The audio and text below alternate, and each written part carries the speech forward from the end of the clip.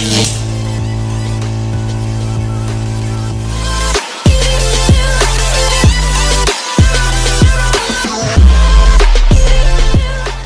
guys, welcome to my vlog. For today's video is all about my final reflection in Hist11. Let's go.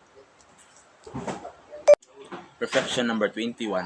Minutes of the proceeding on the national territory of the 1971 Constitutional Convention, and the mode of reflection that will be used is telescoping, where this is connected to the issue of West Philippine Sea, where the Philippines and China have been a long-standing maritime dispute, as Beijing claims almost entirely of South China Sea, which overlaps the Philippine Sea.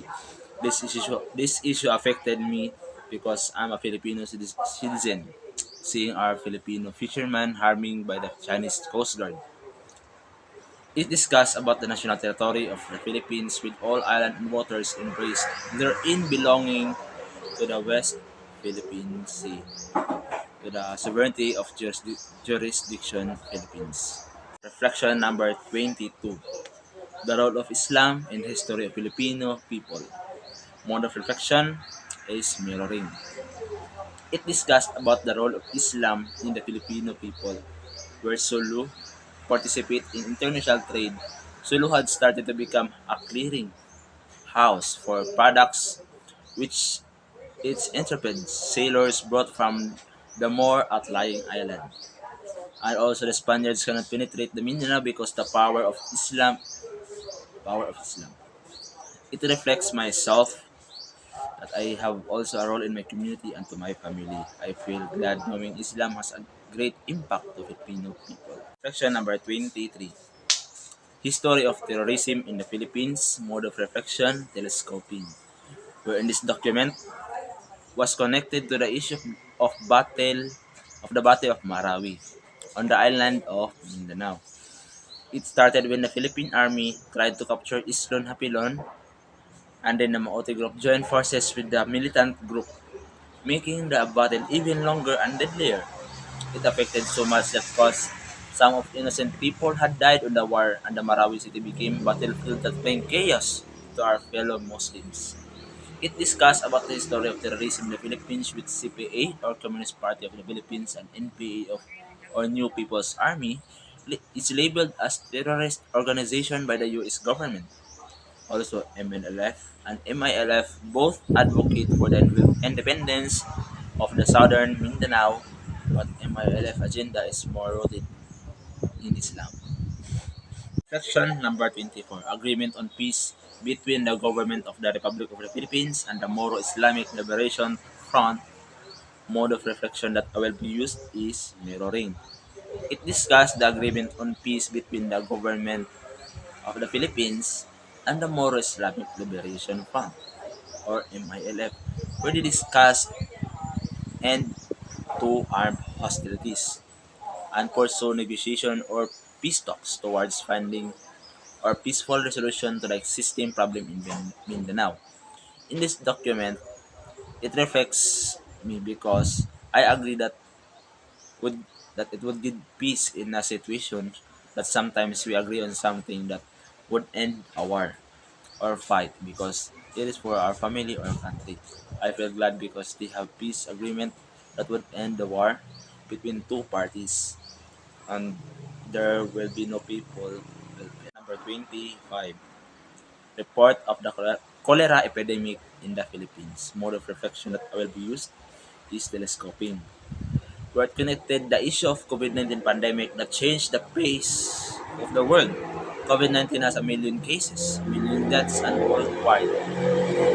This pandemic brought chaos to all of us. Many people perished and died, caused by the deadly virus.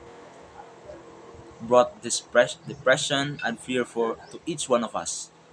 I felt sad because of the virus destroying us, but I also felt glad that we successfully fight the pandemic. Thanks to the government who act, the frontliner and the scientists who make vaccines to fight against COVID-19. In this document, the report of the cholera epidemic in the Philippines was a vessel from Hong Kong arrived in Manila, which reached The Philippines was which reached the pandemic levels and spread over a large region, multiple continents, or even worldwide.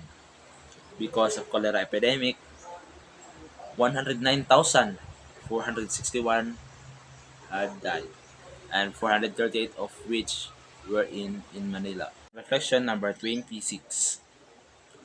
Mintal, the little Tokyo of the pre-war Philippines. Mode of reflection that I will be used is mirroring. Well, in this document, it discussed about Ota Kasaboro, a Japanese businessman, and he moved to Mintal, a place in Davao. He built an abaca business that driven the city's economy. He became success in abaca farming and processing, which drew the other Japanese to Mintal.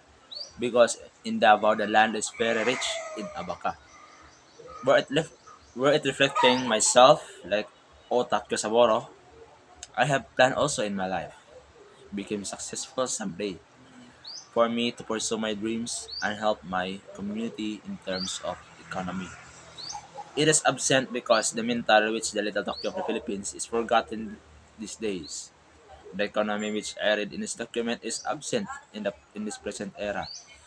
I feel sad because in the past years, the Mintal is the most advanced of all villages and the trade center, but now that it remains is the heritage and history.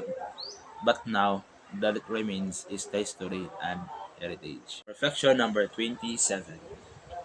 Republic Act number 1400. Mode of reflection that I will be used is telescoping. It discussed about Land Reform Act of 1955, an act defining a land tenure policy provided for an instrumentality to carry out the policy and appropriating for its implementation. This act is for the farmers to improve farm production and also distribute as many family-sized farms to landless citizens. But it's opposite what is happening in the present time.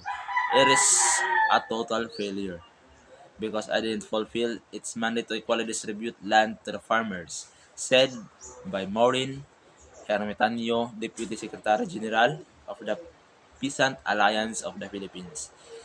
She said many farmers are still fighting to have their own land.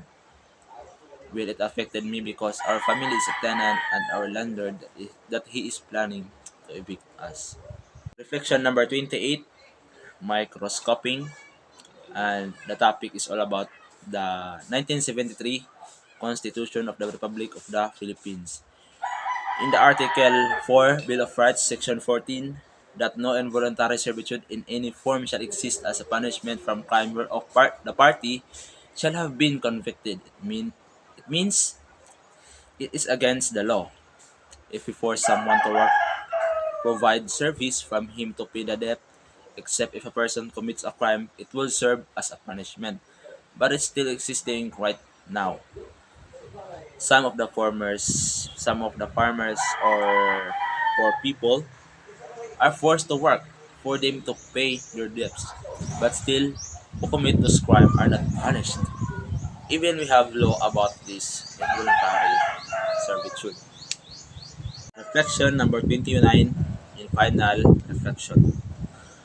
The topic discussed is all about the 1987 Philippine Constitution, and the mode of reflection that I will be used is all about microscoping.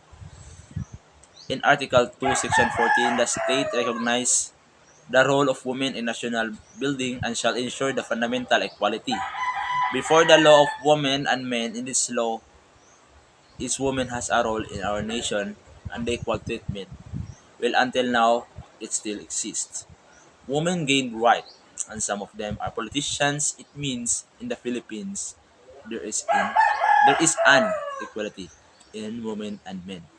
Women became more resilient in this time that they know how to stand that they know how to stand on their feet fearlessly.